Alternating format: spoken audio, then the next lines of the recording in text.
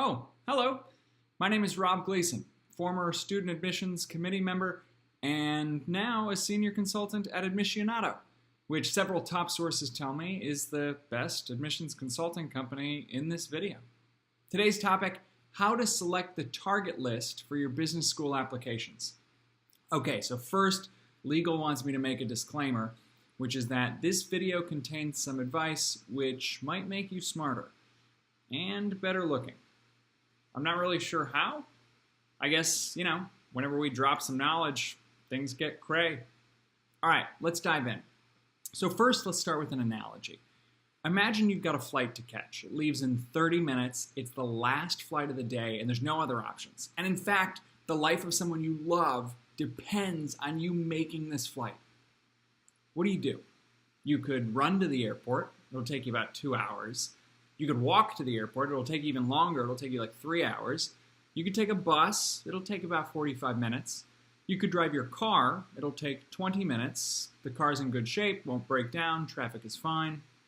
Or you could take an Uber. Uber says it'll take 25 minutes, but who knows how long it'll take to the driver to show up. Could be 2 minutes, could be 10. What do? The answer is pretty obvious, right? But the key here is that there's no time to waste. Like, in order for you to hit your goal of making your flight, you need to do the thing that guarantees you achieve that primary goal. You take your car, you get there in 20 minutes, problem solved. We need to approach business schools with this same high stakes intensity, right? Like, we have a finite amount of time to put together the strongest application possible and then get into a good program. That is the game that we're playing. So let's approach this whole process with that mindset.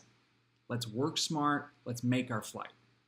Okay, so here are Admissionato's 3 steps to selecting your target list. Step 1, benchmark quickly. Use your GMAT, talk to an expert, talk to some alums. Just get a general sense of where your current level is. If you applied with your application as it stands today without polishing anything, without improving your GMAT, etc., nothing, could you get into a top 50? Top 25? Top 15? Maybe it's M7? Just get a general sense of what your level is. And the key here is don't linger. This is where a lot of applicants spend way too much time trying to come up with the perfect school list. And meanwhile, the clock is ticking and that plane is about to take off. And this is time that we should be spending strengthening our profile. So just get a general sense of where your level is and then move on to step 2. And I know that for some applicants, this can feel very uncomfortable to move forward without a perfect list, but this is the very essence of working smart. Step 2, improve your own self. Okay, so start building up your profile. And yes, I want you to do this without having your target list in mind. Hold on. This is a video where we're supposed to tell you how to pick a target list of schools. And so far in Admissionato's 3-step plan, steps 1 and 2 have nothing to do with picking schools. Yeah, that's exactly right. Because the clock is ticking and smart applicants know that they need to start working on the hard stuff now, like improving their GMAT, figuring out what their strengths and their weaknesses are, figuring out what stories to tell, what stories not to tell, all of this really hard stuff. You want to do that while time is on your side, and you want to pick schools later. That's why we recommend doing this step now before selecting your target list. You want to do it when time is on your side. All right? So step 2, strengthen your application in every way possible. Step 3, finally add schools as you go.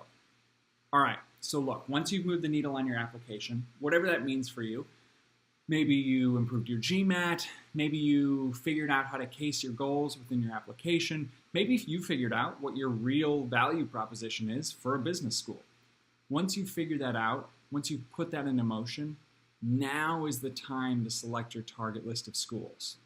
All right, so what's a good way to pick these schools now that we've caught our flight? Here's some general tips. The number of schools you want to apply to. Generally speaking, you want to apply to about 7 schools or more, but you at least want this diversified portfolio of 3 match programs, typically 2 or more reach schools, and then at least 2 safety schools. You can always apply to more and more reach schools, but you want this diversified portfolio of 2 safety, 3 match, and 2 or more reach programs. When should you apply to business schools? Well, probably in round 1. That's generally what we recommend, but you can always add more apps in round 2, and we can get into more on why that is in another video. Which schools should you apply to first? That's a really good question. We always recommend applying to your match schools first to get your feet wet, get your bearings, and know that you're going to go down the learning curve of the application process as you go through it. So you want to start with some match programs to warm up, and then your dream schools, your reach schools should be schools, applications 3, 4, and 5 once you've sort of found a groove. All right, so in terms of actually picking the schools, we like to think about it in terms of echelons. You're going to hear me say the word echelon a lot because it's a word that we like. Go on, say it with me. It's actually quite fun. Echelon. Okay, so think of the schools in echelons. You want to group them into tiers, really just another word for echelon. You can base those tiers on whatever you want. It could be an online ranking, it could be your own preferences. At Admissionato, we have our own ranking system, but what you want to do is group these schools into echelons. Let's say echelon 1 is the M7. Kellogg, Stanford, Wharton, Booth, Harvard, you know, those ones. Let's say echelon 2 is like Haas, Ross, Tuck, Darden, Fuqua, and let's say echelon 3 is Tepper, McCombs, etc. Let's say that you and your expert figured out that you're a good match for Tepper. Now what you want to do is go to that echelon where you're a match and find 2 or 3 schools that are also in that echelon and just apply to them. If you want to be more deliberate, you can. Let's say you know you want to be in a big city or in a certain city. Or let's say you know you want to be in a certain industry. Well, then find 2 or 3 schools in that echelon where you're a match and just apply to them based on whatever loose criteria you want.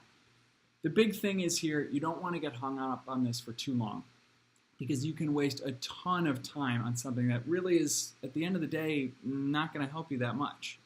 This is not life or death. This is just getting the ball rolling. So find those 2 or 3 schools and move forward. All right, let's recap. The first thing you want to do is benchmark quickly. The second thing you want to do is start working on your profile itself. And then the third thing is to add schools as you go. Why are we so confident about this method?